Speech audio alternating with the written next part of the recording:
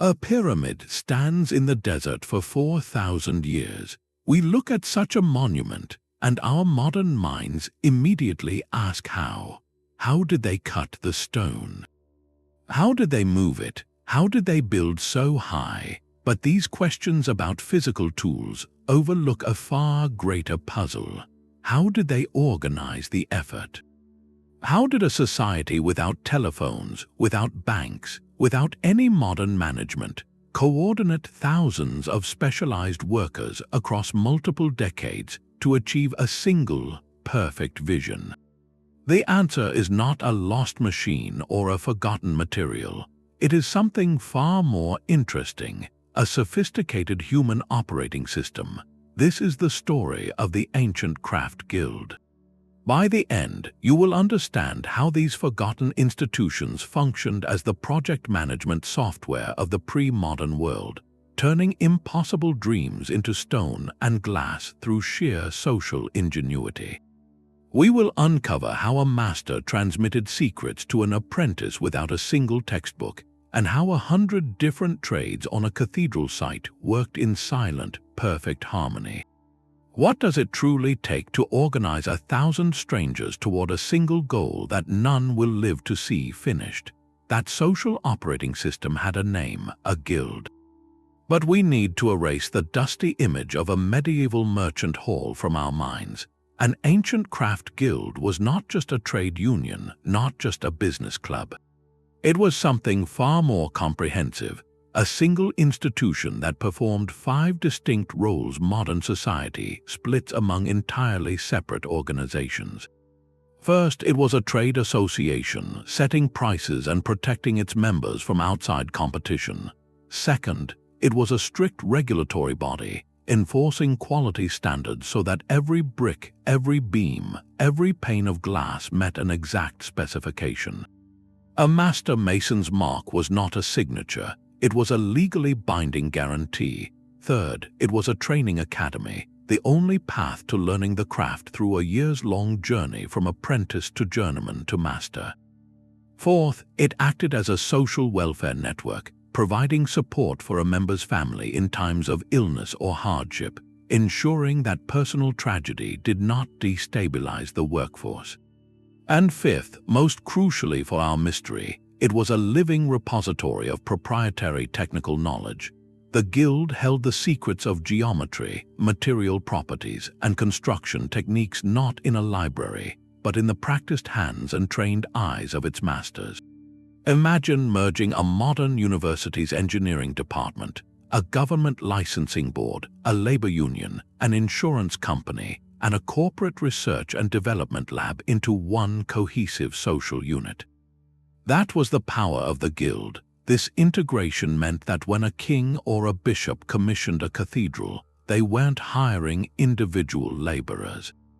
They were contracting with an entire ecosystem of knowledge, discipline, and mutual responsibility. The project's success was guaranteed not by a contract, but by the guild's very survival, its reputation, its honor. This deep interconnection is what allowed them to coordinate the unimaginable. This integrated system faced a test of staggering proportions. A single cathedral project could span the working lives of 3 generations.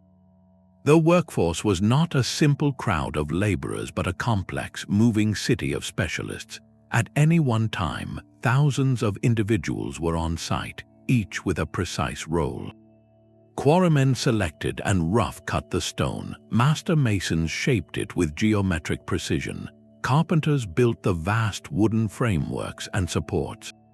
Blacksmiths forged the tools and metal fittings, glaziers designed, colored, and set the windows, plumbers worked with lead for roofs and gutters. This was a symphony of interdependent skills, and if one section fell out of rhythm, the entire endeavor could falter. Yet the tools for managing this symphony, from our modern perspective, seem almost non-existent. There were no detailed architectural blueprints as we understand them, no sets of plans with every measurement.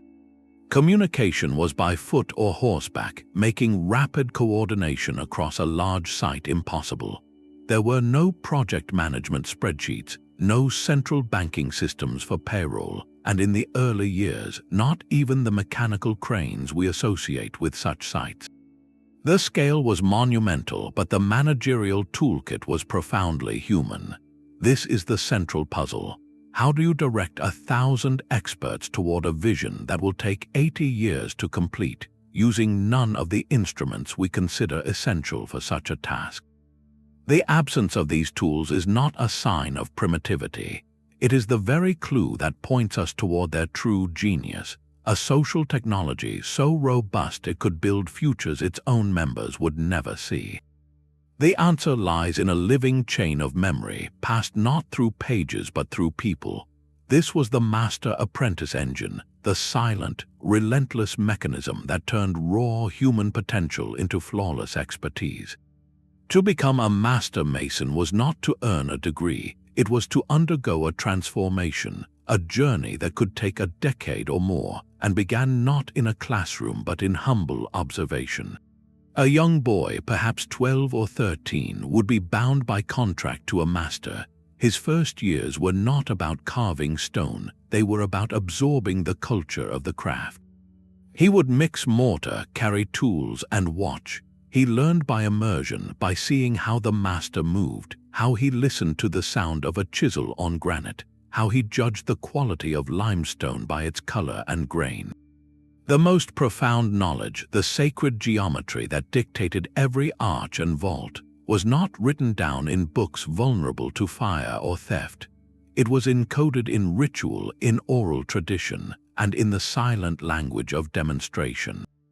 A master might take his apprentice to a patch of wet sand, and with a stick, trace the complex overlapping circles that generated the template for a rose window. He would not explain it as an equation, he would show it as a story, a pattern pulled from the universe itself. The principles of load and counter-thrust, the very physics that held a cathedral aloft, were learned by building wooden models and through proverbs passed down, like a building must dance with the wind, not fight it. This was knowledge embodied, made inseparable from the person who held it. After 7 long years, if the master was satisfied, the apprentice was released to become a journeyman, from the French word journée, meaning day. He now earned a daily wage and was free, even encouraged to travel. This was the guild's genius for cross-pollination. A journeyman would wander from one great building site to another, from Paris to Chartres to Cologne, working under different masters, absorbing regional techniques, solving novel problems. He was a living data packet, circulating the latest innovations across the continent. Finally, to achieve the rank of master, he faced his ultimate test, the masterpiece. He had to independently produce a work of such exemplary skill and complexity that it proved not just his technical ability, but his deep, internalized understanding of the guild's entire artistic and engineering philosophy. Only then could he take on apprentices of his own, extending the chain another link into the future. This system created something more reliable than any paper manual, a self-correcting, evolving repository of expertise that was both fiercely protected and dynamically shared. It meant that on any given morning, from the quarry to the rising spire, every single person at work understood the same unwritten rules, spoke the same silent language of craft. They were not following a plan, they were embodying a tradition. The lodge was more than a workshop, it was the beating heart of the entire operation. Picture a great cathedral rising in the center of a town, and just beside it, a separate complex of buildings enclosed by a high fence. This was the Mason's Lodge, a world unto itself. Inside these walls, the master masons and their journeymen lived, ate, slept, and worked. It was a sealed environment, part monastery, part factory floor, and part university. Here, the abstract principles of sacred geometry taught to an apprentice became physical reality. Full-scale templates for stone windows and arches were carved into flat wooden boards called tracing floors, often laid directly on the lodge's ground. A master would walk his team through the day's work using these life-size drawings, pointing out the critical joints and curves. the lodge was where problems were solved in real time. If a block of stone from the quarry had a hidden flaw, the masters on site decided how to adapt, perhaps cutting it for a less critical position. They did not need to send a messenger 100 miles to ask the original architect for permission. They held the authority and the knowledge to make that call. This on-site autonomy was the secret to managing a project of such vast scale and duration. The overall vision for the cathedral, its proportions and its spiritual symbolism, was set by the master architect in collaboration with the church. But the thousands of daily decisions required to realize that vision, the micro-adjustments for material, weather, and human skill, were delegated entirely to the lodge. It functioned like a semi-independent cell within the larger body of the project. This decentralized model meant that work never stopped. While one team figured out a vaulting issue, another prepared the next shipment of carved stones. The lodge ensured that the deep, tacit knowledge of the craft was applied exactly where and when it was needed, creating a seamless flow from design to finished stone.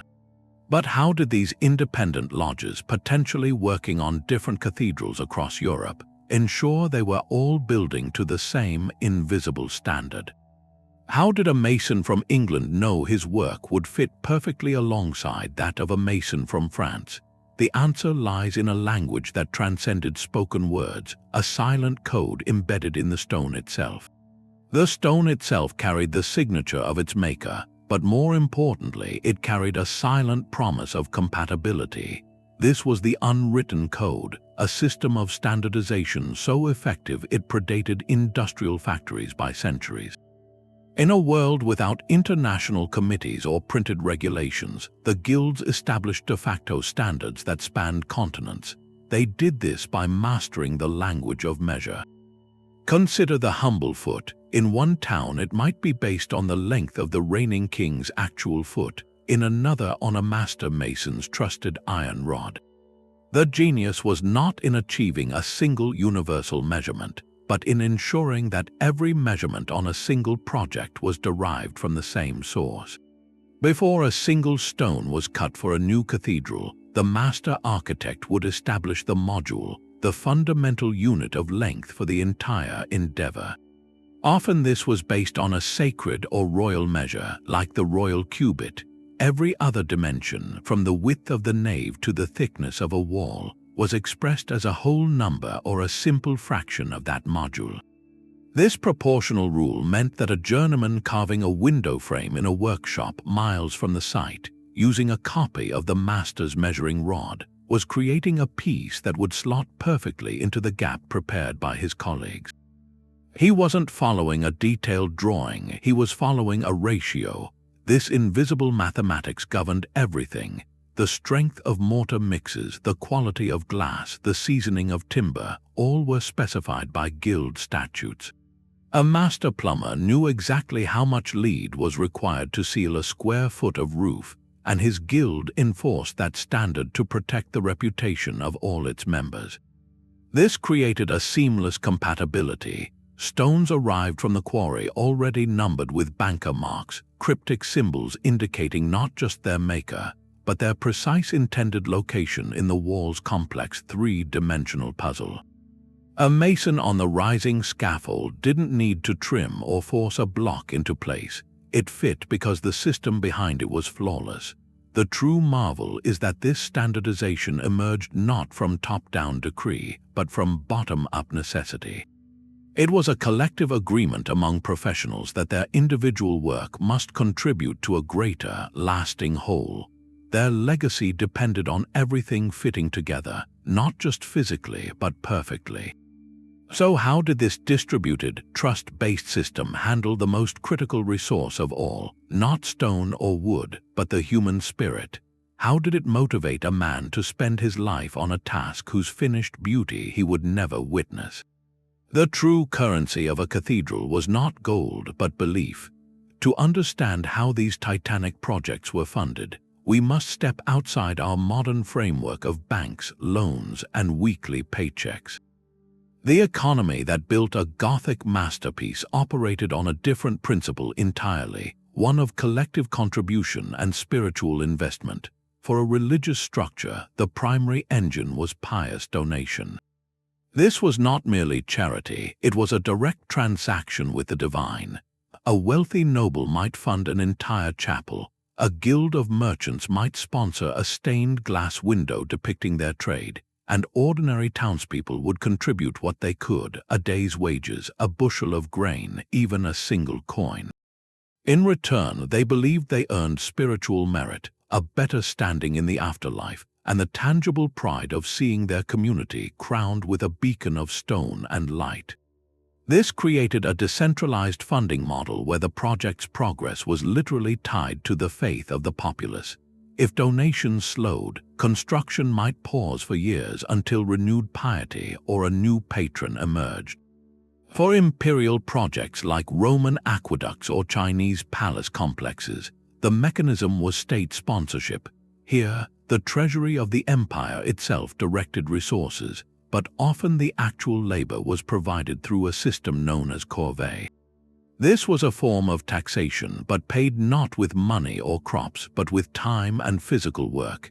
Every peasant household might owe the state a certain number of days of labor each year. During those days, they would report to a state overseer to work on roads, walls, or monumental buildings. It was a way for a central authority to marshal vast human resources without a complex cash economy. But what about the skilled guildsmen, the masons and carpenters whose expertise was the project's lifeblood? They operated in a hybrid system. A master mason was not an hourly employee. He was more akin to a contracted CEO of his own small enterprise, his lodge.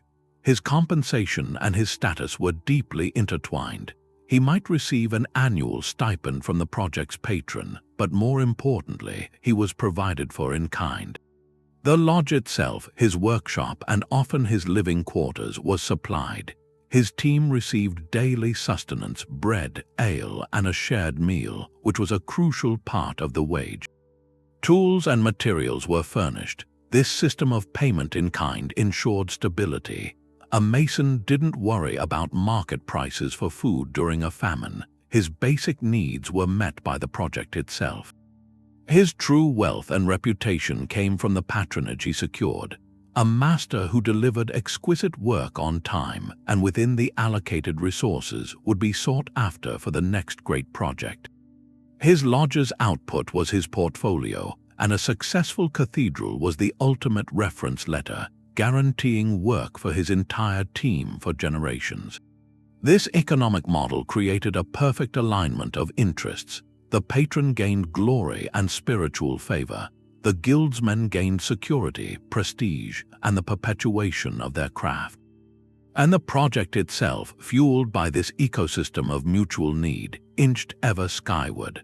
Yet this intricate human machine, for all its social and economic sophistication, still had to confront the raw, physical laws of the world. It had to move mountains of stone.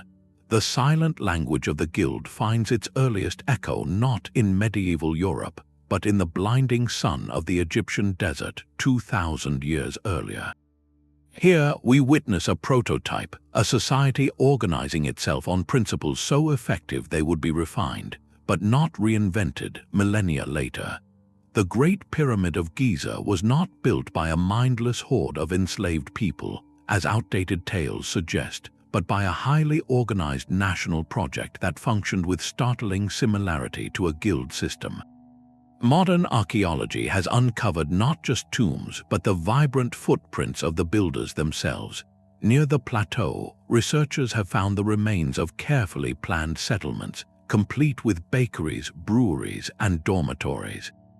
Analysis of remains tells a story of a workforce that was regularly fed large quantities of meat and fish, a diet far superior to that of the average peasant. These were not expendable laborers, they were valued state employees, a skilled resource that needed to be maintained. This logistical support system reveals a fundamental truth. The project's managers understood that the workers' well-being was directly tied to the quality and pace of their work. It was an early form of the guild's welfare principle, ensuring stability on a colossal scale. The organization of these workers followed a clear, hierarchical structure that mirrors the apprentice, journeyman, master ladder. Labor was divided into crews, often bearing proud, almost familial names like the Friends of Khufu or the Drunkards of Menkora. These were permanent, specialized teams. Within them, roles were sharply defined. Quarrymen at distant sites knew exactly how to extract and rough-shape limestone and granite blocks. Haulers, using sledges, ropes, and ingeniously wet sand to reduce friction, transported these multi-ton stones along prepared causeways. Finally, the setters, the true masters of the site, positioned each block with breathtaking precision. This separation of trades, each with its own tacit knowledge, is the direct ancestor of the later guild divisions between masons, carpenters, and smiths. Knowledge was transmitted on the job, from experienced hands to new recruits, creating a living chain of expertise that could tackle problems as they arose. While Egypt lacked the formal, independent guild halls of medieval Europe, its state-sponsored system achieved the same outcome, coordinating thousands of specialists through a shared culture of craftsmanship, a common purpose, and a structured life. It proves that the core social technology of complex building, the division of skilled labor within a supported community, is ancient, but this leaves us with a profound question.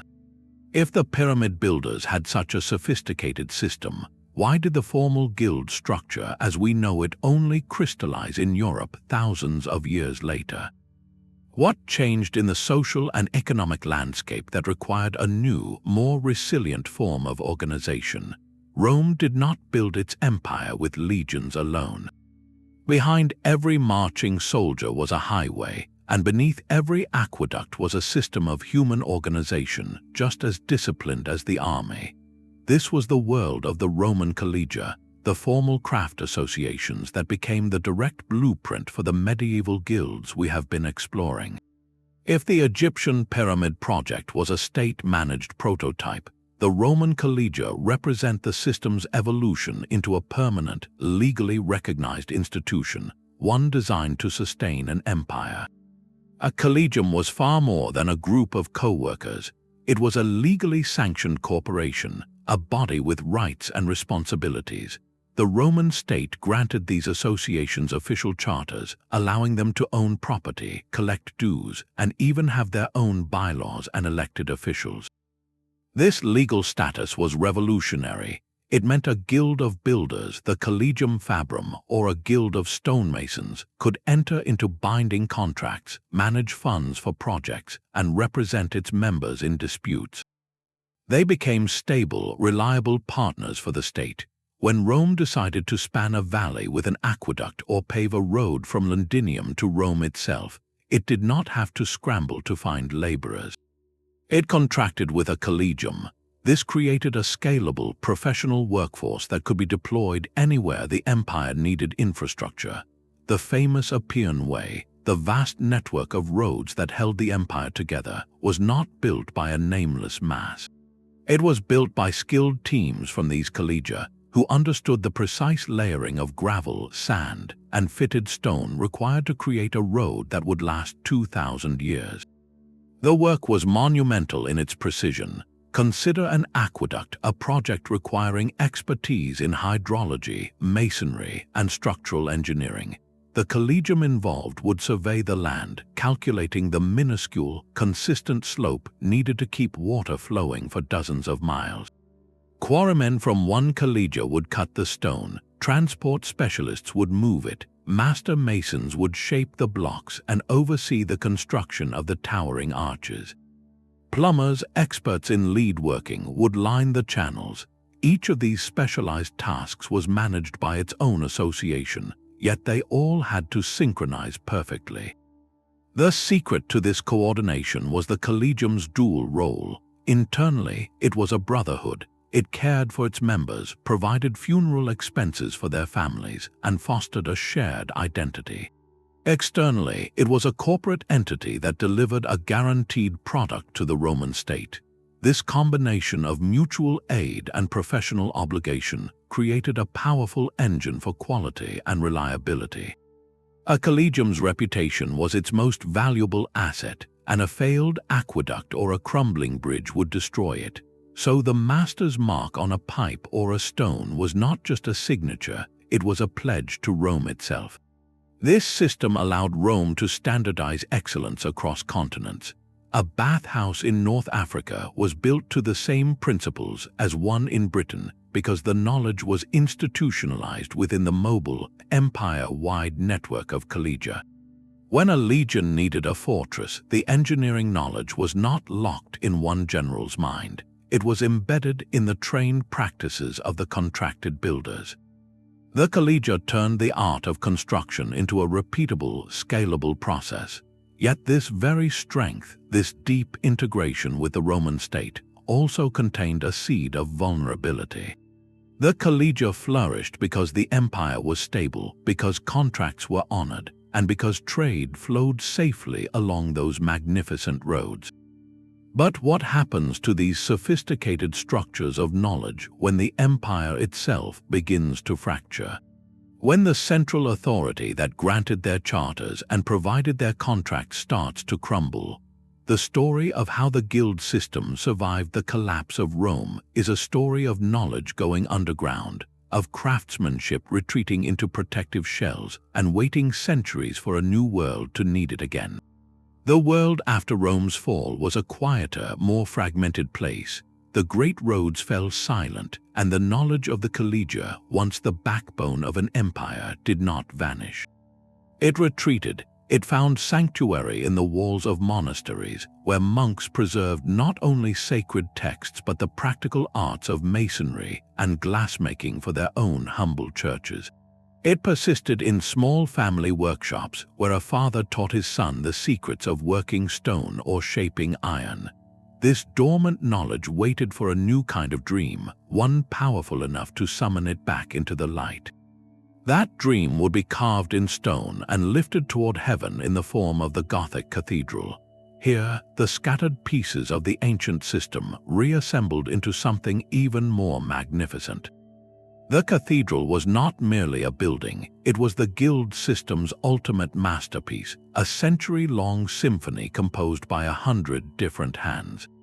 At the heart of this impossible endeavor stood a single, pivotal figure, the Master Mason.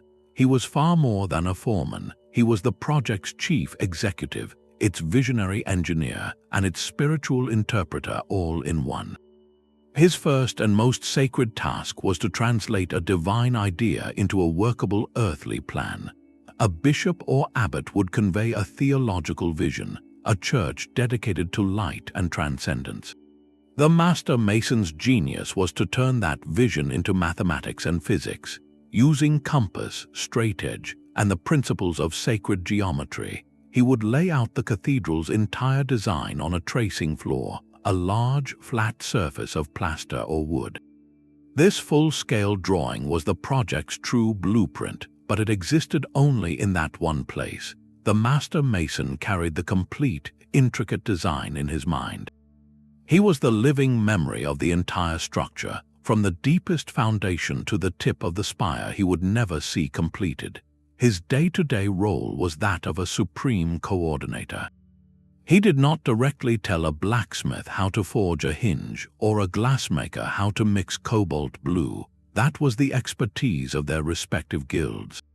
Instead, he managed the interfaces. He ensured that the stone frames prepared by his masons would perfectly fit the stained glass windows being crafted miles away by the glaziers' guild. He scheduled the work so that the carpenter's immense wooden centering, the temporary support for a stone arch, would be ready precisely when the masons were prepared to lay the final keystone. He was the conductor ensuring the orchestra of independent specialist guilds played in perfect harmony. His authority was absolute on the site, derived from his deep knowledge and the trust of his patron. He resolved disputes between guilds, adapted designs when quarry stone proved flawed, and made the thousands of micro-decisions that kept the dream alive through wars, plagues, and shifting fortunes. He worked for a salary and prestige, but his true payment was the legacy cemented into every soaring vault.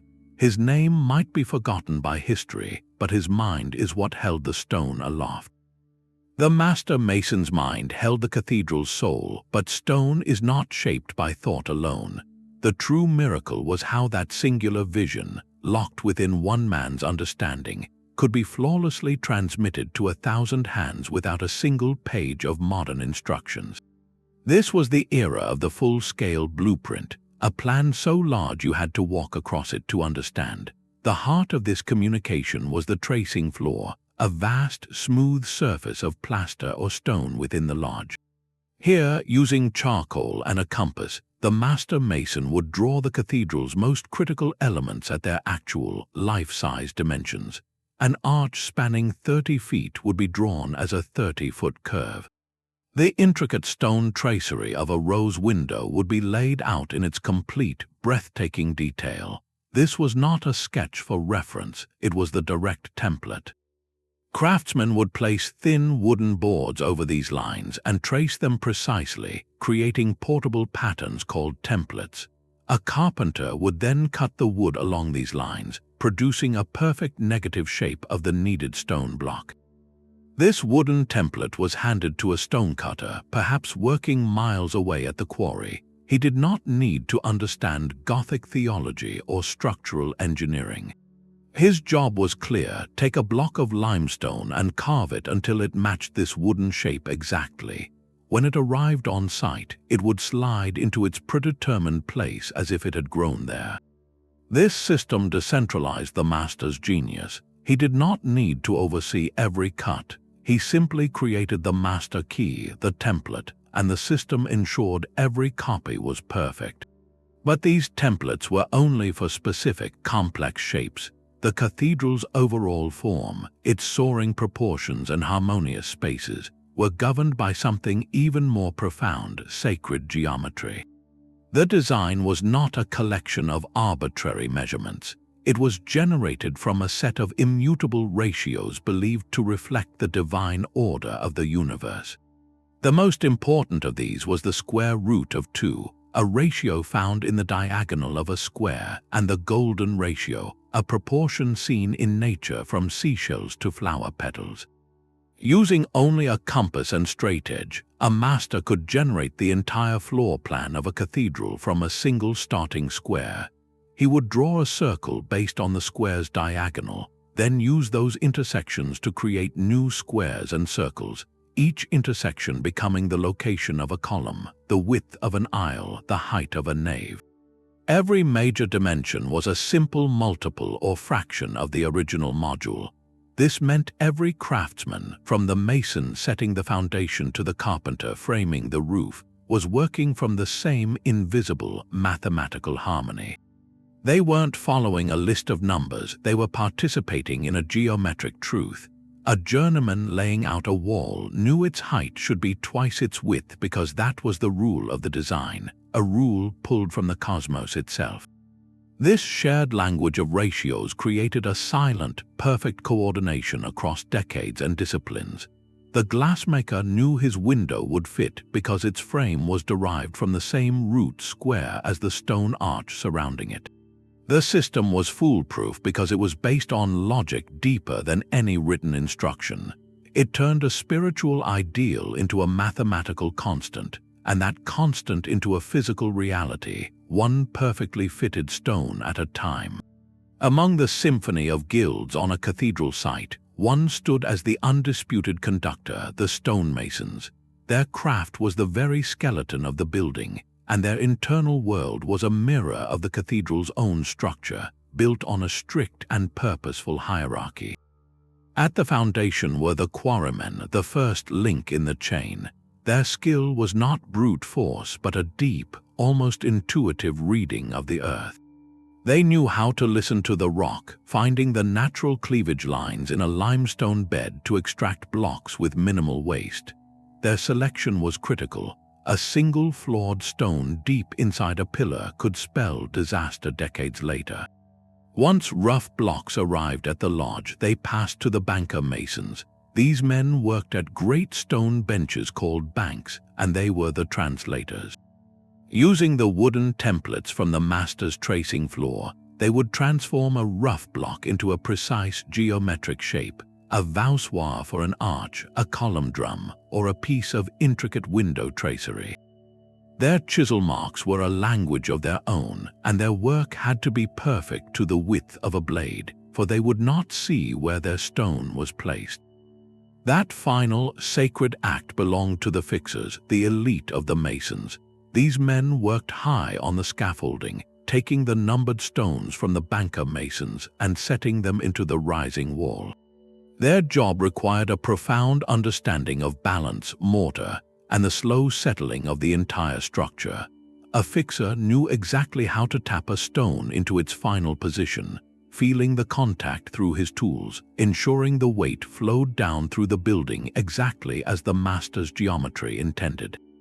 This hierarchy was not about status, but about specialization, a pipeline that turned raw earth into a poem of balanced stone. The guild guarded its methods with a secrecy that feels almost alchemical to us today. Their knowledge of geometry was not merely practical, it was a sacred trust. The complex patterns that generated a vault's ribs or a flying buttress's angle were learned through ritualized drawing and oral tradition, never written in a book a rival could steal.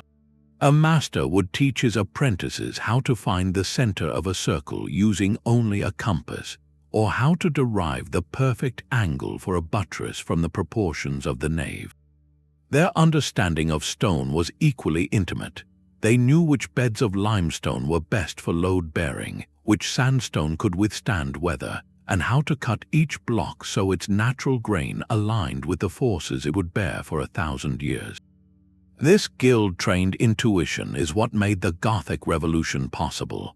The cathedral's defining features, the ribbed vault and the flying buttress, were not just artistic flourishes, they were a radical redistribution of weight. The vault concentrated forces into specific points, and the flying buttress, like a stone arm reaching out from the side, caught that thrust and channeled it safely into the ground. This allowed walls to become vast windows of stained glass. No single architect invented this system in a moment of genius. It evolved through generations of masons on site, observing cracks, testing limits, and sharing solutions through the guild network. The fixer on the scaffold, feeling a stone settle, was applying centuries of collective trial and error, a deep library of structural wisdom held in the muscles and minds of the guild.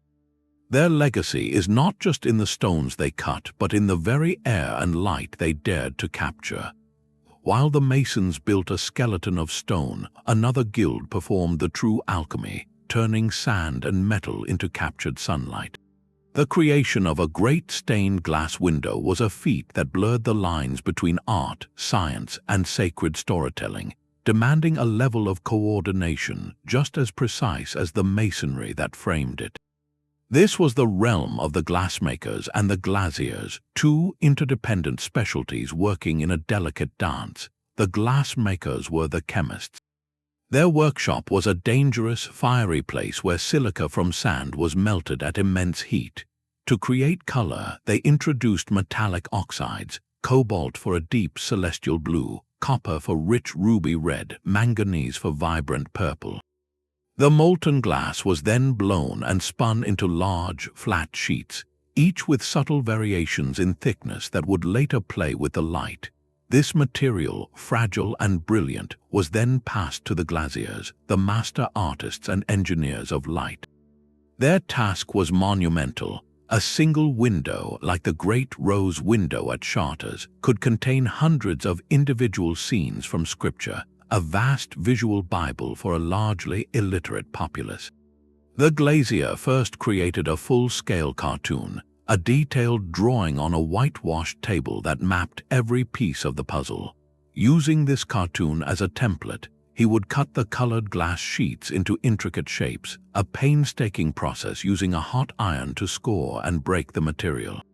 Then came the true act of assembly. Each piece of glass was fitted into strips of flexible lead came, an H-shaped channel that held the glass securely. These lead lines were not merely functional, they became the black outline of the drawing, giving definition to faces, robes, and landscapes. The entire panel was then soldered at every joint, creating a rigid, yet surprisingly resilient mosaic.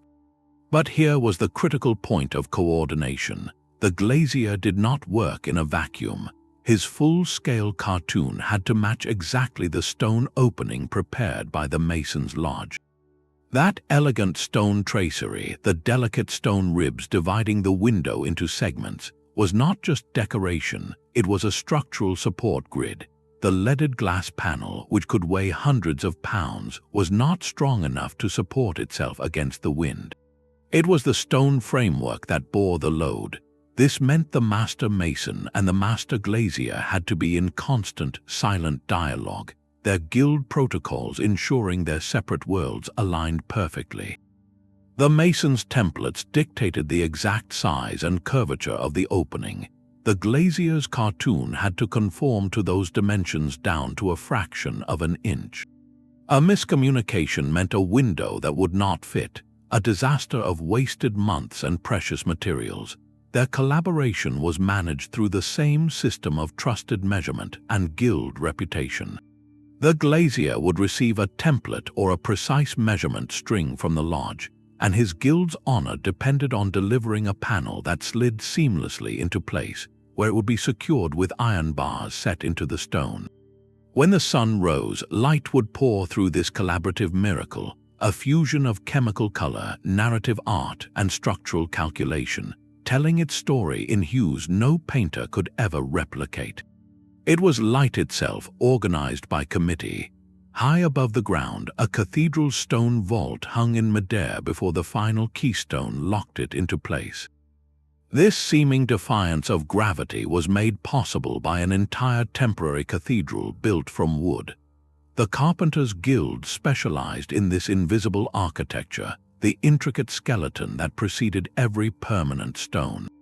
Their most critical creation was the centering, a complex wooden framework erected to support an arch or vault during construction. Each archstone, called a voussoir, was laid upon this curved wooden form. Only when every stone was positioned and the central keystone tapped home would the arch become self-supporting. Then, and only then, would the carpenters carefully dismantle their work, leaving the stone to stand alone. This required a choreography of perfect timing. The carpenters had to build the centering to the exact curvature specified by the mason's templates. They had to erect it precisely when the masons were ready to begin that phase. And they had to remove it only when the master mason gave the signal, a moment of high tension where the entire weight of the stone shifted from wood to stone. Their skill extended to the very bones of the building site itself, the miles of scaffolding that transformed the rising walls into a vertical workplace. This was not simple lumber piled high. It was a carefully engineered structure, lashed together with rope and wooden pegs, designed to hold the weight of men, tools, and stones while allowing access to every part of the growing facade. The carpenters built the hoists and cranes, great wooden wheels turned by men walking inside them, which lifted cut stones and mortar to dizzying heights. Their work was absolutely essential, yet by its nature it was meant to vanish, leaving no trace in the final monument.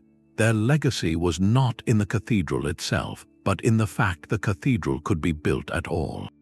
While the carpenters built the temporary world, the blacksmiths forged the very means of interaction with the permanent one. Every single guild on site depended utterly on the smithy's fire. The masons' chisels, the carpenters' axes and adzes, the quarrymen's wedges and hammers, all were born in the forge and returned there constantly for repair and sharpening. A mason might go through a dozen chisels in a single day, the hard limestone blunting the finest steel edge. The blacksmith's guild, therefore, was not a distant supplier but a vital on-site utility, a beating heart of production. Their workshop was a constant symphony of hammer strikes and the hiss of hot metal meeting water. They had to anticipate need, maintaining a steady supply of fresh tools and a rapid turnaround for damaged ones. Their expertise was as much in metallurgy as it was in coordination. They knew how to temper steel for a chisel that was hard enough to cut stone yet resilient enough not to shatter. They forged the intricate iron clamps and dowels that locked stones together invisibly within the walls. They produced the massive iron bands that reinforced great wooden doors and the delicate lead cames that held stained glass. Their work was phased just like the carpenters. When a new phase of masonry began, requiring a specific set of tools, the smiths had to be ready. When the glaziers arrived to install windows, the smiths provided the iron reinforcing bars. Their schedule was dictated by the rhythms of every other guild, a constant reactive dance of demand. This created a profound interdependency. A delay at the forge meant masons standing idle with blunt tools. A mistake in a forged fitting could mean a stone that would not seat properly. The blacksmith's anvil was the linchpin of the entire operational chain, a hub of practical necessity that connected every specialized craft. Without the relentless, unseen labor of the smiths and carpenters, the sublime vision of the master mason would have remained trapped on the tracing floor, a beautiful idea waiting for the tools to set it free. A cathedral's strength relied on more than geometry, it depended on trust. Every stone set by a fixer, every pane of glass fitted by a glazier, was an unspoken promise to the entire community that the work would endure. But how do you enforce that promise across 100 independent craftsmen, working over generations without a modern legal system? The answer lies within the guild's own authority, a justice system as immediate and practical as the workbench itself. The lodge was not just a workshop, it was a courtroom. When a dispute arose, perhaps a mason accusing a quarryman of delivering flawed stone, or a carpenter claiming his payment was late, they did not go to a distant town magistrate. They brought the matter before a panel of senior masters within their own guild, or sometimes before a council of masters from the different trades on site. These men were not lawyers arguing abstract points of law. They were fellow experts who could pick up a chisel, examine a mortar joint, or assess the grain of a timber beam. Their judgments were based on the guild's own statutes, a living code of conduct that specified everything from the proper mix of mortar to the number of apprentices a master could supervise. This on-site justice was swift and deeply pragmatic. A ruling might require a craftsman to redo his work at his own expense, or to compensate another for lost time. The goal was not punishment, but the restoration of harmony and the uncompromised quality of the project. The most powerful enforcement tool, however, was not a fine but reputation. In a closed world where everyone knew everyone, a master known for shoddy work or dishonesty would find himself isolated. No other lodge would hire his journeyman, and no patron would commission his work. His professional life was effectively over. This social pressure created a culture of peer review more rigorous than any external inspection. A mason would not dare set a poorly cut stone, because the fixer who received it would know immediately who was responsible, and word would travel back to the masters. This system reached its purest expression in the concept of the masterpiece. The word itself has become diluted, but in the guild system, it was a literal and formidable gate. To become a master, a journeyman had to independently produce a piece of work that demonstrated not just skill, but complete mastery of the guild's artistic and technical philosophy. For a mason, it might be a complex geometric window tracery carved from a single block. For a locksmith, an ornate and perfectly functioning lock. This masterpiece was judged by a council of existing masters, and their verdict was absolute. There was no appeal to a higher authority, because within that craft there was no higher authority. This process ensured that the title of master was never merely inherited or bought. It was earned through demonstrable excellence. It embedded a deep personal pride into the very identity of every craftsman on the site. The mark he struck on his stone was not just a signature for accountability, it was a badge of honor, a permanent declaration that this work was worthy of his name and his guild's centuries-old legacy. This internal law, upheld by pride and policed by peers, created a quality control system that was organic, relentless, and far more personal than any clipboard checklist. It meant that every individual, from the lowliest apprentice to the master of the lodge, was personally invested in the integrity of the whole. The stones themselves were not just inanimate material, they were testaments to a social contract written in skill and judged by the only people qualified to read it. The marks on a stone were a public signature, but the true language of the guild was whispered in the lodge after dark. This was a world bound not by contracts alone, but by ritual and symbol, a hidden layer of social glue that made the entire system cohere. For these craftsmen, their tools were not just instruments, they were sacred objects, each imbued with meaning. The square represented morality and right action. The compass symbolized the divine order of the universe they were drawing down to earth. The plumb line stood for integrity, the unwavering pursuit of truth. To handle these tools was to participate in a moral philosophy as much as a trade. This symbolic language created an instant bond between members. A journeyman arriving at a new lodge in a foreign land, speaking a different tongue, could communicate his skill and his standing through a silent vocabulary of gestures and signs known only to the initiated. He belonged to a tribe that transcended kingdoms and languages. This shared identity was the bedrock of trust. When a master entrusted a complex template to a journeyman, he was trusting not just the man, but the values the man had sworn to uphold through the guild's rituals. The elaborate initiation ceremonies, often involving tests of skill and character, were not mere formalities. They were psychological forging, transforming a collection of individuals into a corporate body with a single will. This powerful identity served a profoundly practical purpose. It was the ultimate security system for the guild's most valuable asset, its intellectual property. The exact recipe for the mortar that bound the stones of a cathedral, a formula that could set underwater or flex without cracking, was a state secret. The precise mixtures of metallic oxides that yielded the deep blues and radiant reds of stained glass were guarded like royal treasure. These were not written in ledgers that could be stolen. They were encoded in ritual, taught through demonstration, and protected by a code of silence enforced by the deepest loyalty. A master might show his apprentice how to mix the mortar, but the exact proportions were learned through years of watching, feeling the texture, and understanding the conditions.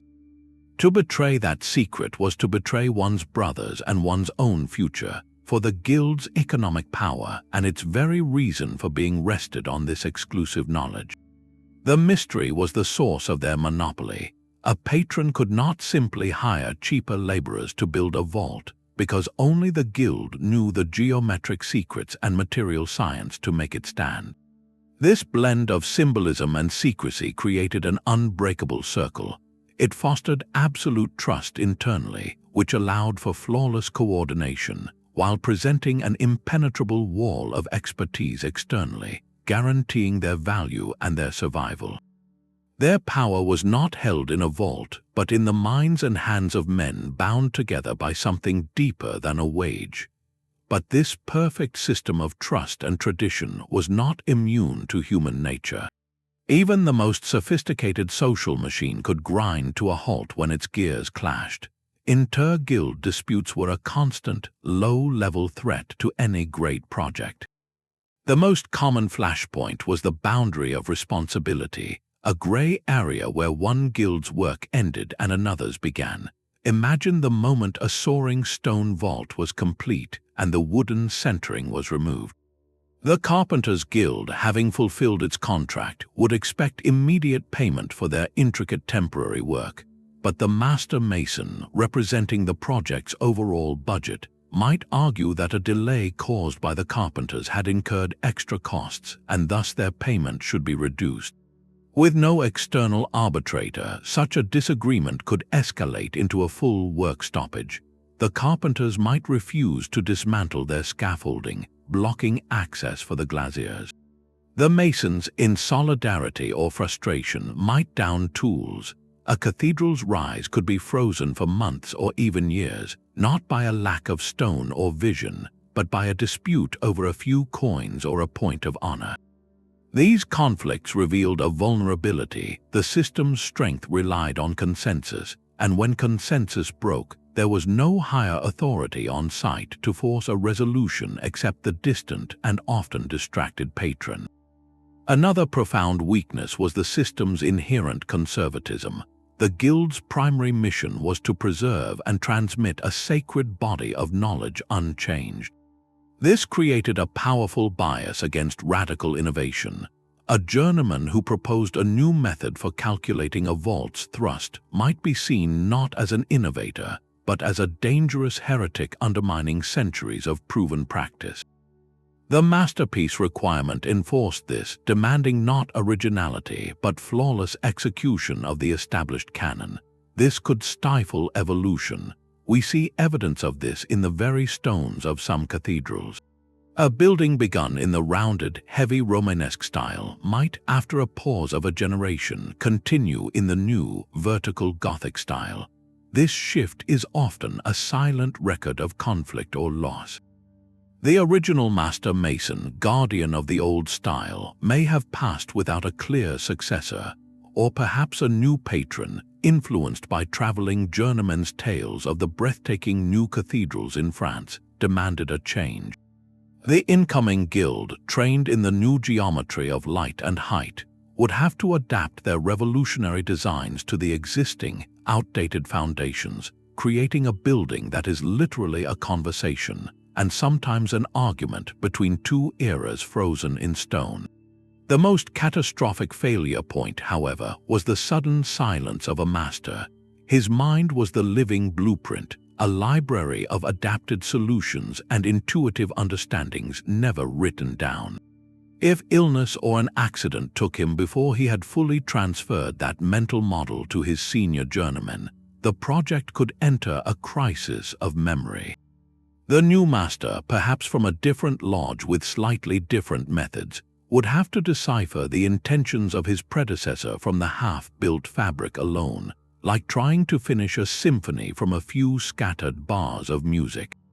He might misinterpret a subtle curve in a foundation as a mistake to be corrected, rather than a calculated adjustment for unstable ground, leading to structural problems years later. The guild system was resilient, but it was not immortal. It was a human system, and it carried within it the seeds of delay, dispute, and irreplaceable loss. This vulnerability to silence points us toward the system's eventual decline, not from a lack of skill, but from the arrival of a new technology that promised to make memory permanent, and in doing so, would forever change the relationship between a master and his craft. Silence was not the only threat to the master mason's vision. Across the world, another civilization perfected a different answer to the same monumental question, one where the blueprint was not held in a single mind, but etched into the very structure of the state itself. While European cathedrals rose through a network of independent guilds in 15th century China, the Ming Dynasty marshaled its entire empire to realize a single, staggering ambition: the Forbidden City. This was not a project of contracts and consensus, but of imperial command. The scale was almost beyond comprehension. To build the emperor's new capital in Beijing, the state mobilized over 1 million laborers, soldiers, and artisans from across the realm. For 14 years, from 1406 to 1420, this human river flowed toward a single point, directed by a bureaucracy of astonishing precision. The workforce was organized with military rigor, divided into specialized battalions. One army of laborers dug the massive artificial lakes and piled the earth to form the protective hill behind the complex. Another vast contingent transported the precious materials, giant logs of rare Phoebe Genin wood, essential for the grandest halls, were floated down rivers from forests over 1,000 miles away.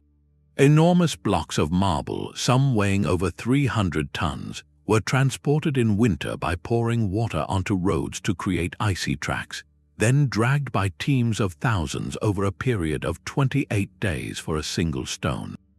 This was logistics as a form of applied will. At the heart of this machine were not independent guilds, but artisan families whose skills were hereditary treasures bound to the state. These families, masters of woodworking, masonry, glazing, and metalwork, were organized into state-controlled ministries like the Imperial Household Department. Their knowledge, passed from father to son for generations, was not a private asset to be sold to the highest bidder. It was a national resource on permanent loan to the emperor. A master carpenter did not submit a bid, he received an order. His family's entire livelihood and status were tied to their service to the throne. This created a system of coordination that was utterly top-down. Where a European master mason interpreted a bishop's vision, here teams of imperial architects and engineers produced unbelievably detailed plans and models. Every bracket, every roof tile, every color of glaze was specified in advance by the central ministry. The artisan families executed these designs with flawless fidelity, their excellence enforced not by peer reputation, but by the unforgiving eye of an imperial supervisor. A mistake was not a breach of guild contract, it was an offense against the Son of Heaven. The contrast with Europe reveals two brilliant parallel paths to the same goal. The European model was contractual and cellular, a society of independent craftsmen forming temporary alliances for a project, their cooperation secured by mutual economic interest and shared ritual. The Ming model was holistic and hierarchical, the entire project an extension of the emperor's body, with every artisan and laborer a single cell in that organism, moving to the rhythm of a single imperial heartbeat. Both systems achieved breathtaking coordination without modern bureaucracy, but their foundations were worlds apart. One grew from the bottom up through the aggregation of trusted expert communities. The other was imposed from the top down, through the absolute authority of a state that viewed all human and material resources as threads in its own grand tapestry. The Forbidden City stands as a testament to what becomes possible when an empire decides to build its dream not through negotiation, but through the meticulous, unwavering direction of a million hands. While stone cathedrals reached for the heavens, another kind of monument was being born in the crowded harbors of the medieval world, one designed not for permanence but for motion. The great wooden ship was a cathedral turned inside out, its strength built to flex with the ocean, its vaulted ceiling the open sky. Constructing a vessel capable of crossing an ocean or dominating a sea lane was a challenge of coordination that rivaled any building site, and it gave rise to one of the most sophisticated and secretive of all the guilds, the Shipwrights. Their domain was the shipyard, a factory floor centuries before the Industrial Revolution, where the logic of the assembly line was first glimpsed in the shaping of oak and hemp. In places like the Venetian arsenal, a state-controlled complex that was the envy of Europe, or the royal shipyards of Spain preparing the mighty galleons, the guild system faced a new test: speed. Here, the project was not a single 80-year endeavor, but a continuous output of vessels, each one a complex machine requiring dozens of specialized trades to work in a sequence as precise as clockwork. The master shipwright stood at the center of this orchestration. His first tool was not an adze, but a half-model, a carved wooden representation of the ship's hull split down its center. From this three-dimensional sculpture, his team would take off the lines, using rulers and battens to translate the elegant curves of the model into full-size patterns on the mold loft floor, a vast, clean space much like the mason's tracing floor. These full-scale drawings dictated the shape of every single timber or frame that would form the ship's skeleton. This was where the Shipwrights Guild diverged from the builders of cathedrals. Their work was not about fitting static stones, but about creating a dynamic, organic form that was both rigid and supple. The selection of materials was a science of its own. Shipwrights demanded specific trees, often marked in royal forest years in advance for specific parts. Great curved oaks were chosen for the critical knee pieces that braced the deck to the hull. Tall, straight pines were reserved for masts. Each piece of timber was then seasoned, sometimes for years, to prevent warping at sea. The Guild's deep knowledge of wood grain, strength, and flexibility was its most guarded treasure, passed down in shipyards that often operated behind high walls to prevent espionage. Within those walls, the dance of the specialized guilds began. The shipwrights themselves laid the keel, the backbone of the vessel, and erected the skeletal frames. Then, like surgeons closing a wound, the carpenters moved in to plank the hull, fastening the long, curved oak strakes to the frames with thousands of hand-forged iron nails. Their work had to be watertight, but wood swells and shrinks. This is where the Caulkers Guild took over. These men worked with oakum, a tarred hemp fiber, which they hammered into the seams between the planks with a mallet and a broad chisel called a caulking iron. The rhythm of their hammers was the heartbeat of the shipyard, a constant, echoing tap-tap-tap that sealed the vessel's skin. Meanwhile, in other dedicated sheds, the rope makers performed their own slow magic. Walking backwards down long rope walks, they spun hemp fibers into yarn, the yarn into strands, and the strands into massive cables, some over a foot thick, that would hold the masts and rigging against Atlantic gales. The sailmakers, often working in large, open loft spaces, cut and sewed acres of heavy canvas, each sail reinforced with intricate patterns of stitching to distribute the tremendous force of the wind.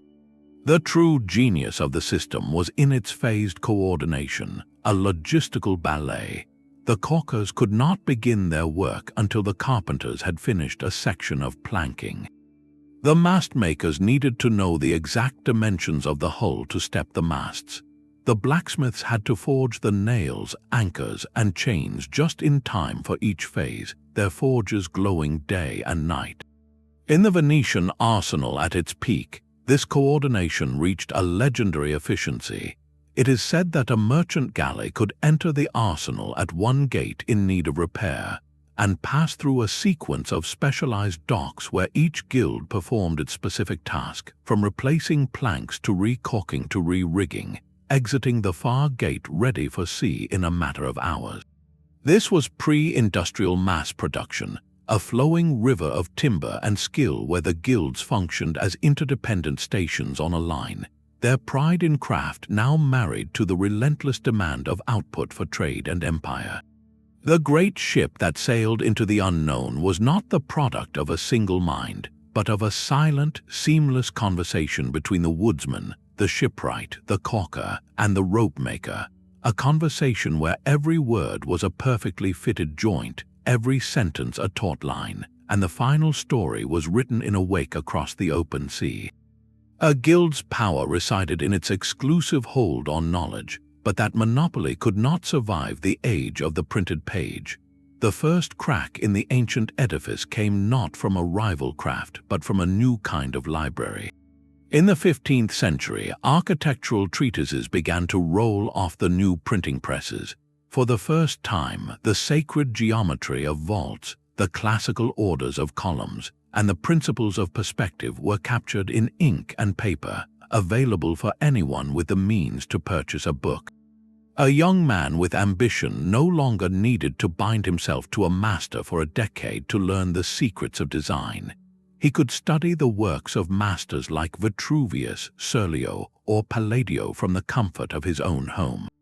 This democratization of knowledge was a seismic shift.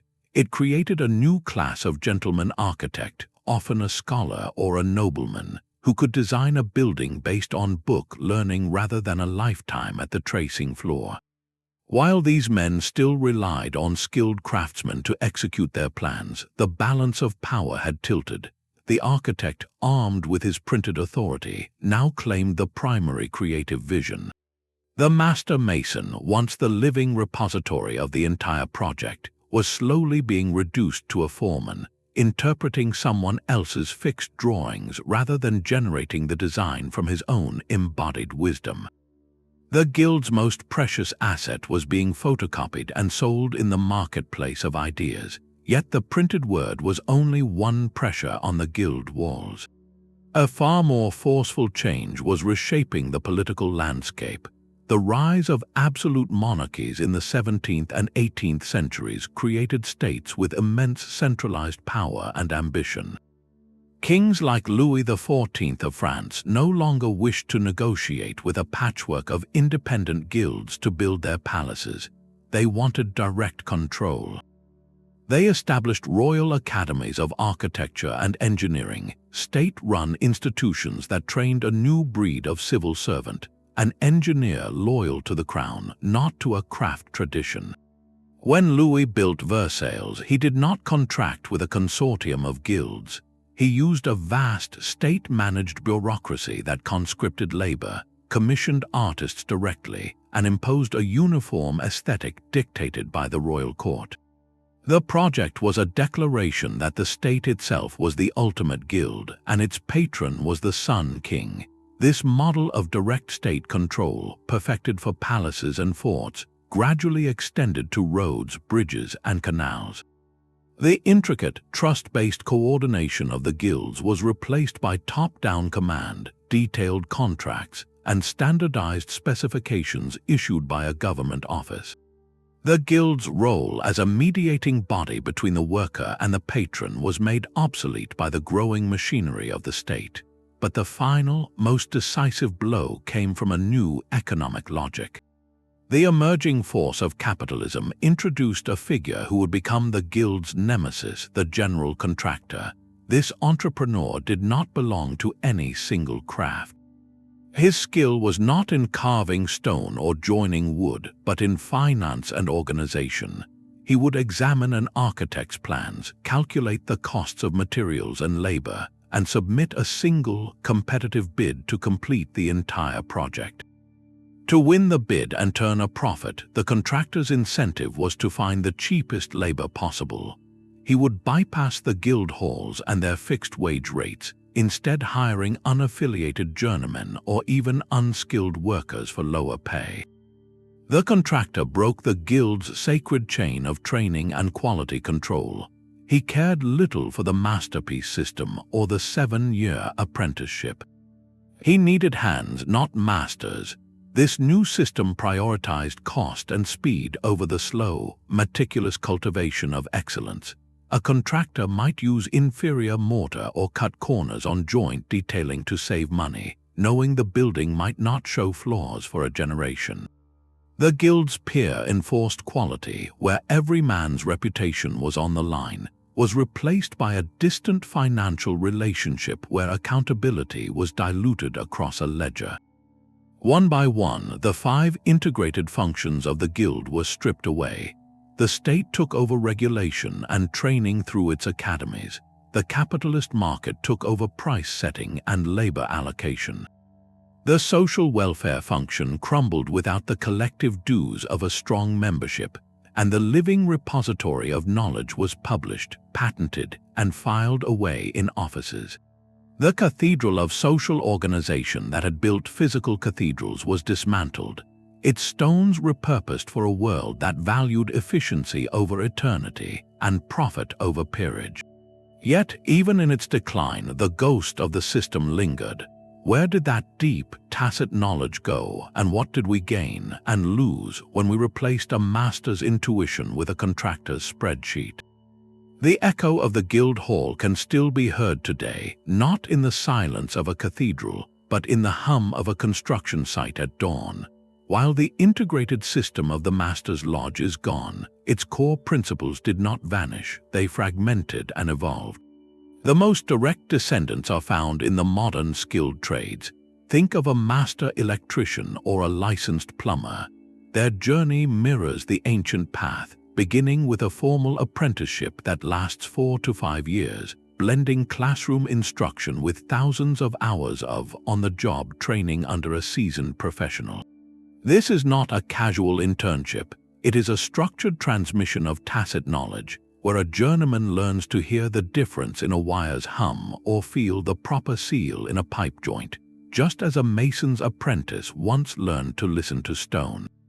To achieve the status of a master or a licensed contractor, they must pass rigorous examinations and often produce a kind of modern masterpiece, a complex installation that proves their comprehensive skill. This system is upheld by professional licensing bodies which function like secular guilds, setting uniform standards, enforcing codes, and protecting the public from unqualified work. Their stamp of approval is the direct heir to the mason's mark, a legally binding promise of safety and quality. Similarly, modern trade unions preserve the guild's spirit of collective welfare and peer solidarity. They negotiate wages and benefits, provide training funds, and offer support during times of hardship, ensuring that a worker's skill retains its value in the marketplace. The Union Hall, with its shared identity and mutual protection, is a clear echo of the lodge's brotherhood. Yet this modern incarnation exists in constant tension with the very system that displaced the old guild's corporate project management. On a contemporary building site, the licensed electricians and plumbers are no longer the masters of the timeline. They are subcontractors to a general contractor who coordinates them through schedules, budgets, and digital blueprints. The deep, intuitive coordination that happened organically between guilds on a cathedral scaffold is now managed through software like building information modeling, which creates a digital twin of the entire structure to prevent clashes between electrical conduits and plumbing lines before a single pipe is cut. This is coordination by simulation, replacing the trust-based, on-the-fly problem-solving of the master mason with preemptive digital calculation. The tension lies in competing values. The tradesperson's ethos, inherited from the guilds, prioritizes craft, deep expertise, and a job done to a standard that will last for decades. The corporate model often prioritizes speed, cost efficiency, and adherence to a predetermined schedule. A master plumber might know a more durable method, but if it takes longer than the project timeline allows, the system may pressure them to choose the faster option. The legacy of the guilds, therefore, survives not as a whole system, but as a set of powerful fragments, a professional conscience embedded within a world that often measures success by different metrics. This raises a profound question about what we have preserved and what we have lost in that transition. If the guild system was a technology for building trust and quality into the very fabric of society, what happens to a structure or a society when that technology is downgraded? What we call modern management theory often rediscovers ancient truths. Look closely at the guild lodge and you see a startlingly familiar pattern, a blueprint for what we now term agile project management. This contemporary framework, developed for software teams, prioritizes adaptability, self-organizing units, and continuous feedback over rigid, top-down plans. The medieval lodge was its physical ancestor. Each lodge was a self-contained, cross-functional team. It possessed all the skills needed for its phase of work, from the master's strategic vision to the journeyman's execution. This mirrors the agile principle of the decentralized squad, empowered to make decisions on the ground without waiting for distant approval. The master mason did not function as a detached executive issuing commands from a blueprint. He was embedded within the team, solving problems in real time as stones arrived from the quarry or weather delayed a pour. In modern terms, he was the scrum master, the servant leader who removed obstacles and facilitated the flow of work, relying on the deep expertise of his team members rather than micromanaging their tasks. The entire methodology was profoundly iterative. There was no single, perfect master plan locked away at the project's start. Instead, the design lived and breathed on the tracing floor.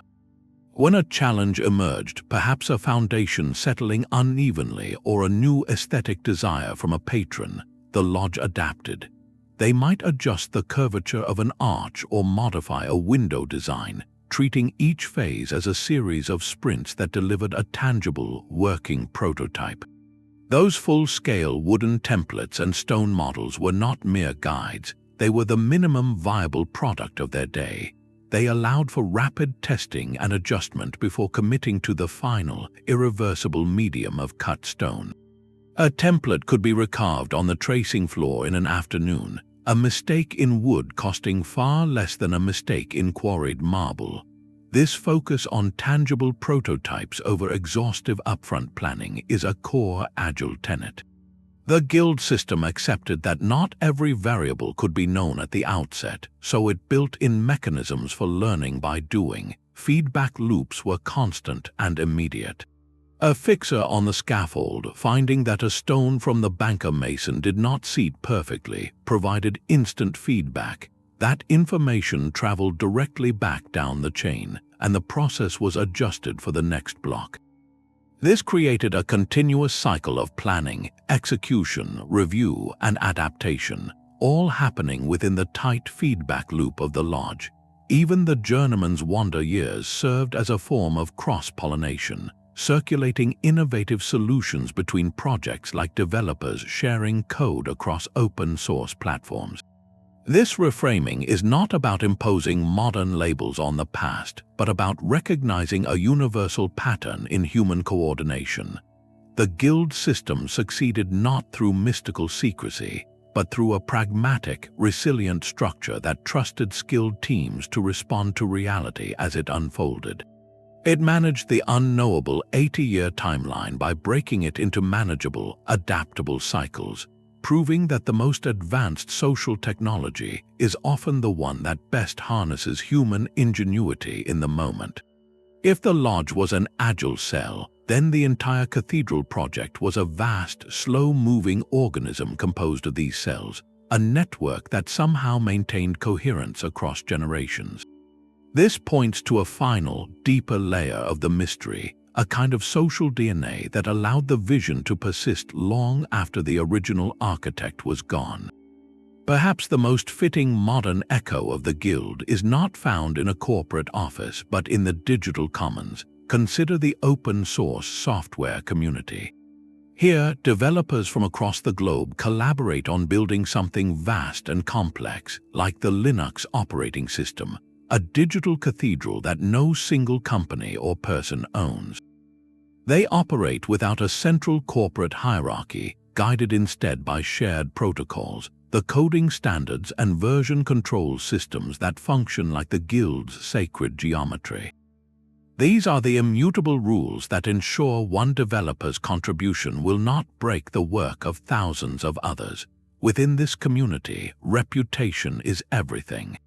A contributor starts as a newcomer, submitting small fixes, much like an apprentice mixing mortar. Through consistent, high-quality work, they earn the trust of the community and the attention of senior maintainers, the masters of the codebase. Over time, they may be granted commit access, the right to directly shape the core project, a status earned through a demonstrable masterpiece of clean, efficient code that solves a persistent problem. This is a pure meritocracy based on peer review, where one's standing is determined not by a title, but by the respect of fellow experts who can scrutinize every line you write. The knowledge commons is entirely open. The source code is there for anyone to see, learn from, and improve upon. Yet the real expertise, the deep intuition for elegant solutions, is still tacit, passed along through code reviews, discussion forums, and collaborative problem-solving in virtual spaces that are the direct descendants of the lodge. This model even extends to newer concepts like decentralized autonomous organizations, or DAOs, where groups coordinate resources and make decisions through transparent, code-based rules rather than a traditional management structure. Both the guild and the open-source community are fundamentally social technologies designed to produce robust, lasting value through distributed intelligence and earned authority. The ends are different, one builds in stone, the other in silicon, but the human operating system shares a remarkable blueprint. It relies on a shared language, a reputation-based hierarchy, and a deep commitment to a collective legacy that outlasts any individual contributor. This continuity begs a final, reflective question. If we have instinctively recreated these ancient patterns in our newest frontiers, what essential human need were the guilds truly designed to meet, and what might we have overlooked in our rush to replace them with more efficient, but perhaps less resilient, systems? The master's mind was a library that closed its doors forever when he passed. For all its sophistication, the guild system carried a profound fragility, a vulnerability to silence. When the last master who understood a particular nuance died without passing it on, that knowledge did not simply go dormant. It vanished from the world as completely as a breath on a cold morning. This is the shadow side of an oral tradition, the price paid for protecting secrets so fiercely. We are left with monuments that whisper of abilities we can admire but cannot entirely recreate. Consider the Roman concrete used to build the Pantheon's vast dome, a material that has endured for 2,000 years while modern concrete sometimes crumbles in decades. We know the basic ingredients: volcanic ash, lime, and seawater. But the precise ratios, the mixing sequence, the exact curing process known to the Roman Collegia of builders, these were guild secrets held in practice, not in formula books. Modern scientists can analyze the hardened result, but the living knowledge of how to consistently produce it, the craftsman's feel for the perfect consistency, died with the last Roman concrete worker. We see the effect, but we have lost the cause. The same mystery surrounds the acoustic perfection of ancient Greek theaters.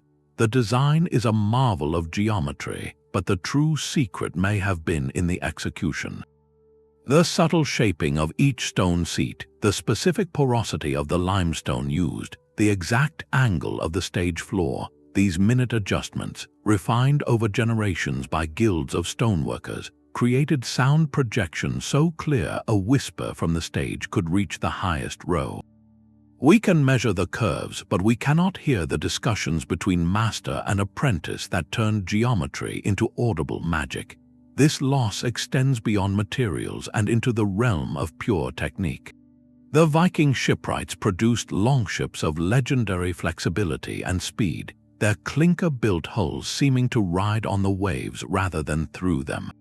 The knowledge of which trees to select, how to season them, and the precise method of steaming and bending the oak planks was a family guild's most guarded treasure.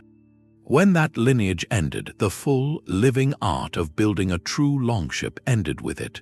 Modern replicas are impressive, but they are reconstructions based on archaeology, not continuations of an unbroken craft. The most poignant losses are the most subtle, the tacit knowledge. This is the knowledge that lives in the hands and the instincts. It is the exact pressure a master mason applied when tapping a keystone, a feel that told him the mortar had set just enough.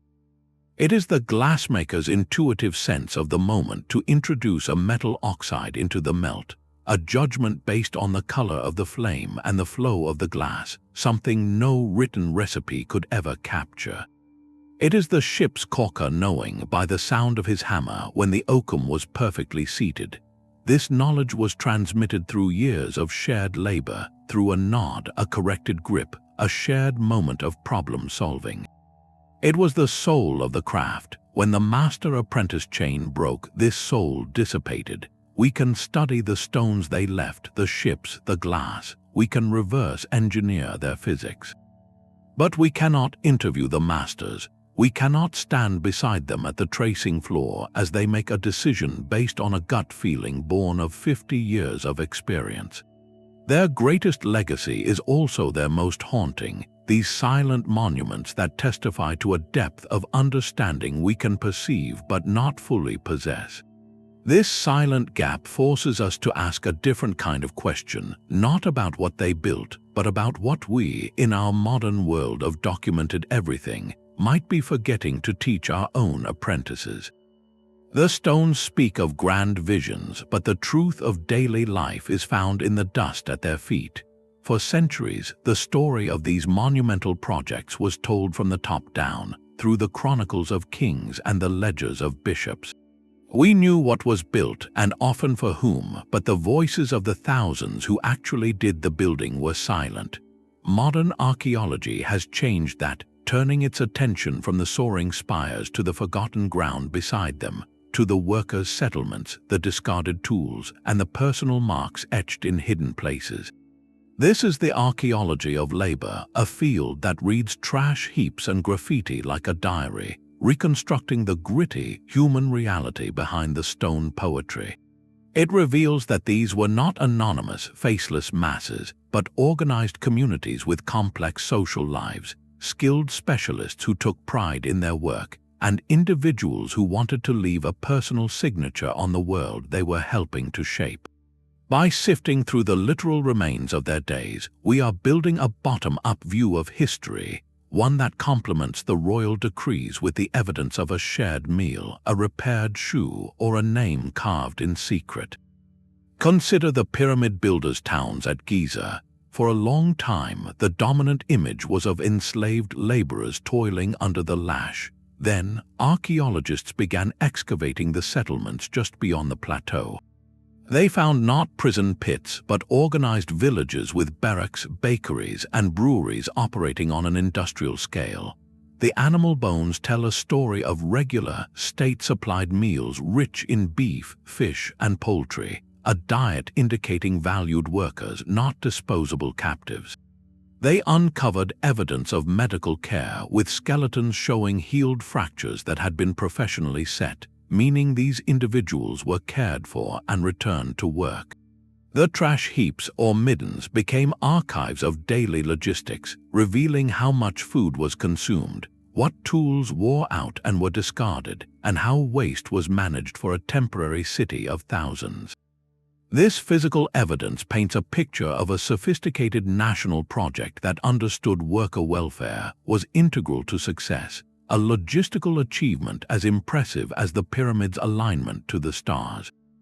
On medieval cathedral sites, the most intimate evidence comes from the stones themselves, but not from their finished faces. Archaeologists and architectural historians study the tool marks left by the craftsmen. The direction and depth of a chisel's groove can indicate whether the worker was right or left-handed. Variations in technique can sometimes trace the work of individual masons or specific lodges as they moved across a wall. But the most poignant finds are the personal inscriptions, far more revealing than the formal banker's marks used for assembly. In hidden corners, on stones that would be forever buried in the wall or placed high out of sight, these men sometimes carved their names, simple prayers, or even playful drawings. In the roof space of Chartres Cathedral, for instance, centuries after the last mason left, visitors discovered sketches of faces, animals, and geometric puzzles scratched into the soft stone by workers during their breaks. These are not the marks of cowed drudges, but of engaged, thinking people with identity and humor, leaving a tiny piece of themselves inside the monument. It is a silent conversation across 800 years, a reminder that the cathedral was built not by an abstract force, but by individuals with long days and moments of respite. Perhaps the most systematic personal signatures were the masons' marks themselves. While their primary function was logistical, a code for quality control and payment, they also served as a permanent record of individual contribution. Each mason had his own unique symbol, a simple geometric design he would carve into every stone he shaped. Archaeologists can map the distribution of these marks throughout a building. This allows them to see how work was organized. Did one mason or a small team handle all the blocks for a specific arch? Did multiple masons with different marks work on the same wall, suggesting a collaborative, almost assembly line process? By tracking these marks, researchers can reconstruct the social organization of the site. They can sometimes see when a particular mason's work shifts from simple blocks to more complex, decorative pieces, tracing his journey from journeyman to master within the very fabric of the building. The stone becomes a time capsule of a career. This bottom-up view fundamentally changes our understanding. It moves us from seeing these projects as imposed by sheer will upon a passive population to understanding them as vast social enterprises that required and fostered active participation. The settlements show care and logistics. The tool marks show skill and variation. The graffiti shows personality and presence. Together, they reveal that the true foundation of these wonders was not just royal ambition or theological fervor, but a negotiated reality of skilled labor, communal life, and individual pride. The monuments were the dream, but the trash heaps and the hidden scratches are the record of the waking world that built them. They force us to ask if we could hear the full conversation between the patron's vision and the worker's hand. What more complex story of human collaboration would we finally understand? That silent conversation between the worker's mark and the finished monument reveals the guild's true nature. It was not merely a collection of rules, but a living, breathing social technology. We often think of technology as something made of gears and silicon, but the most powerful technologies are those that organize human beings toward a common, impossible goal. The guild system was precisely that, a human-derived operating system for complex collaboration, engineered over centuries to solve problems of scale, time, and trust that our modern world still grapples with. Its genius was not in inventing a new chisel or a stronger crane, though it did that too. Its triumph was in building a better way of organizing people. It succeeded by embedding quality directly into the culture of the craft. Quality was not an inspector's final check. It was the starting premise of every action, enforced by the watchful eyes of one's peers and the permanent stamp of one's personal mark. A mason knew that a poorly cut stone would not just be rejected, it would tell everyone for centuries that he had failed his brothers and his art. This created a self-correcting system where excellence was the only currency that mattered. But perhaps its most brilliant feature was its design for longevity. The guild created a self-sustaining ecosystem of knowledge. It was an organic entity that could grow, adapt, and regenerate itself. Knowledge was not stored in a vault where it could be stolen or burned.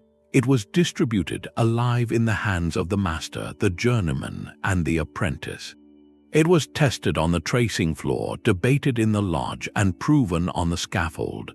When a master passed, his specific knowledge did not vanish because it had already been woven into the practices of his journeymen and the lessons given to his apprentices. The system was built with redundancy, ensuring that no single point of failure could collapse the entire endeavor. This is why a cathedral could rise for 100 years through plagues and wars under the guidance of a dozen different master masons. The vision persisted not because of a perfect parchment plan, but because the operating system itself, the guild, carried the vision forward. It encoded the cathedral's principles into rituals, tools, and social bonds, creating a vessel for tradition that was far more resilient than any individual. In the end, the stones are merely the output. The real invention, the true marvel, was the invisible machine that produced them. A machine built not of wood and iron, but of trust, mentorship, and a shared story written in skill. It reminds us that our greatest structures have always been built first in the realm of human understanding. The silent marks on the stones are the final testimony. They tell us that the most enduring material in any ancient wonder was not granite or marble, but human trust. For all our focus on ramps and pulleys, the true architecture was social. These monuments are frozen evidence of a profound human achievement, the coordination of thousands of strangers across generations toward a single, beautiful goal they would never see finished. The paradox at the heart of the guild system is that a structure built on secrecy and rigid tradition could be so brilliantly innovative and infinitely scalable. Its strength came from its conservatism, protecting a core body of knowledge so fiercely that it could be refined over centuries, allowing subtle, collective innovation to emerge from within a stable framework. The flying buttress was not a sudden invention. It was a slow, guild-tested answer to a persistent crack in a wall, a solution that then traveled along the Journeyman network to transform an entire continent's skyline.